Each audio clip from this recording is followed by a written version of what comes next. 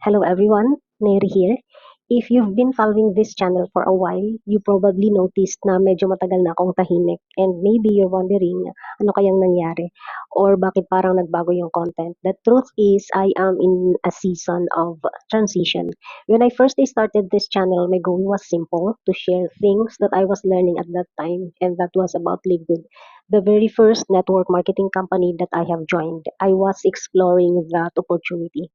But along the way, I realized na it was not really for me. Ang tao kasi in the long run, interests vary. And it's not about the company. It's all about me. I am still an affiliate.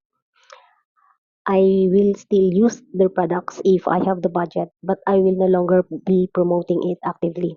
I started becoming more interested in understanding people or human behavior. Bakit tayo ganito mag-isip? Bakit tayo nasasaktan ng ganito? Bakit minsan ang hirap intindihin ng ibang tao?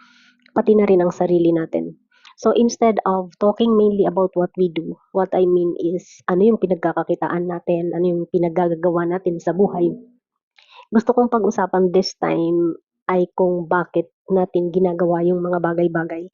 This channel will now be about human behavior, understanding people, and reflections about life in general. Just a bit of global trivia. Recent study shows that around 1 in 4 young people worldwide now report symptoms of depression, nearly double the rate before the pandemic, which is approximately 13%. Today's youth face new pressures: 24/7 connectivity, constant social media comparison, less outdoor play, and growing academic and social stress.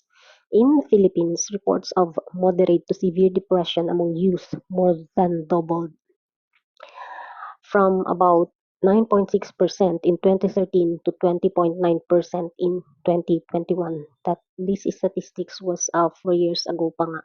But nakita nyo yung laki ng difference.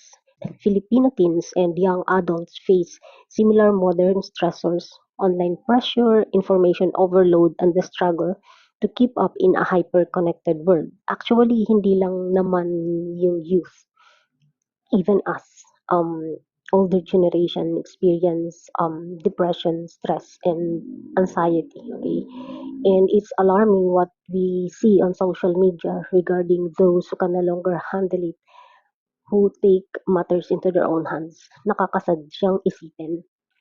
By the way, I am not a psychologist and I don't have any degree in that field of profession, but I am a curious observer.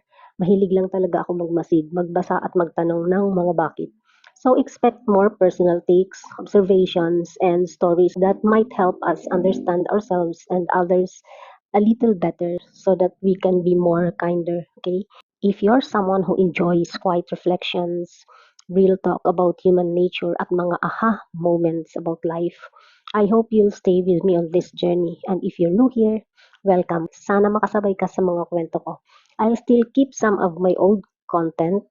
You can find it in the Live Good archives, because if you're really interested in that subject or in that kind of business, you can still join. You can still see ano yung process, kasi kumpleto na actually lahat dun sa pinaggagawa kong mga video. Pero this will be a new chapter, more thoughtful and hopefully more meaningful. Thank you for being here. If you're curious to explore with me, don't forget to subscribe and hit the bell para updated ka sa next uploads. Let's learn to understand people and life one story at a time. That's all for now. See you around. Bye!